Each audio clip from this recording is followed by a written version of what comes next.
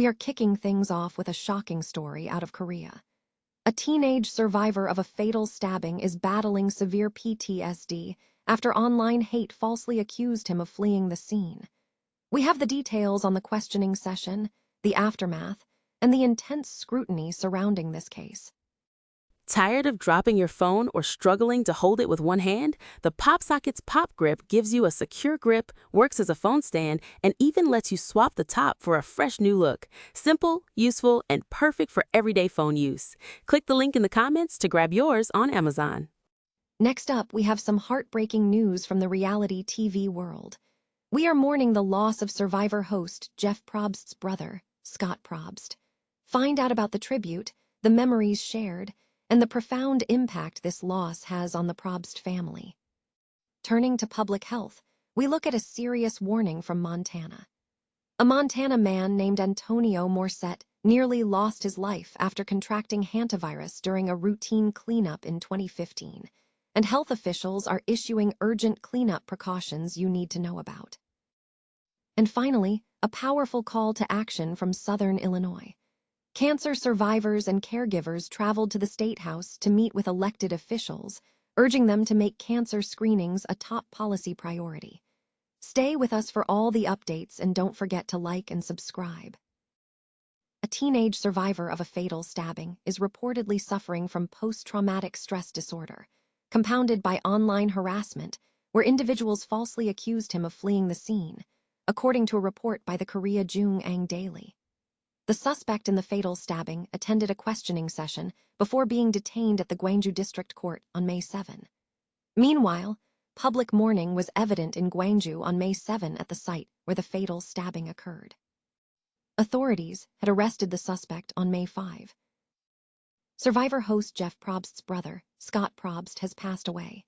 The news was shared via a social media post by Brent Probst, Scott's brother, who announced the sad news accompanied by a photo and a brief tribute. Brent shared a message on Instagram stating, "Some sad news, our brother Scott is no longer with us. He was a great brother, son, and friend. I will miss him so much. I'm so sad he is gone." At the time of this report, the cause of Scott's death has not been publicly disclosed. Scott Probst's passing comes nearly 2 years after the death of their mother, Barb Probst. The Probst family recently shared news regarding Barb's passing, stating she died peacefully at home after receiving full-time care for dementia, 1 week before her 86th birthday.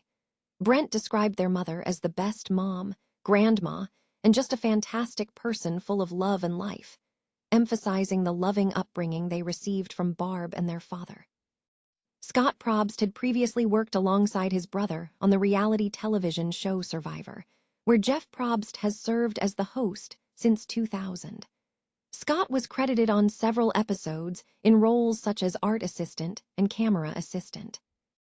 A harrowing experience in 2015 serves as a stark reminder of the dangers of hantavirus, prompting health officials to emphasize that the risk is more widespread than many realize.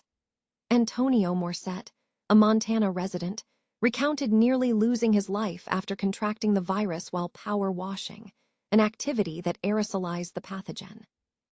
Morset described a rapid deterioration, moving from cleared lungs to full pneumonia within 12 hours and experiencing significant weight loss during his hospitalization.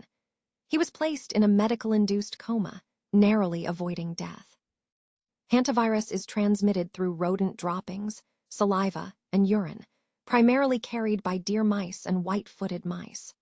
While hantavirus cases in Montana have been relatively low, with fewer than 50 confirmed cases since 1993, the disease remains potentially deadly, with 11 of those nearly 50 Montanans succumbing to it.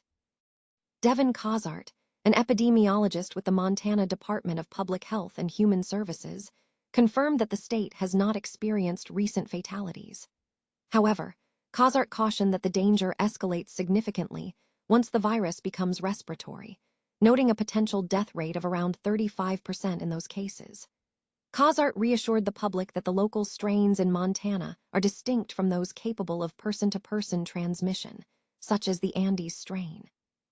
Despite the local low incidence, recent outbreaks elsewhere, such as those on a cruise ship in the Canary Islands, have highlighted the ongoing threat. In response, Cozart strongly urged caution for anyone involved in cleaning rodent-infested areas. She advised taking protective measures, including wearing gloves, masks, and goggles based on exposure levels. Crucially, Cozart stressed that sweeping or vacuuming rodent droppings can spread the virus airborne.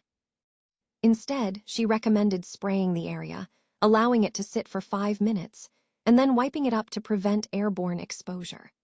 Cozart concluded with a message of measured caution, stating that while the risk is real, the public should not be overly fearful, as contracting the virus is unlikely for most people. Cancer survivors and patients from across the state converged on the State House on May 6 for Cancer Action Day, engaging directly with elected officials to push for policy changes regarding cancer care. Participants, including survivors, patients, and caregivers, adopted a distinctive, suits and sneakers theme to underscore their urgent message, making cancer a top policy priority. Speakers shared personal testimonies emphasizing the critical need for proactive screening. Oteria Foley, a colorectal cancer survivor, highlighted the importance of early detection, stating, "As a colorectal cancer survivor, I can tell you firsthand how critical screenings are. If I hadn't been screened when I might not be here today." Advocates in Springfield specifically urged state lawmakers to adhere to the governor's direction and ensure continued funding for colorectal cancer screening programs, emphasizing that such screenings are vital for saving lives.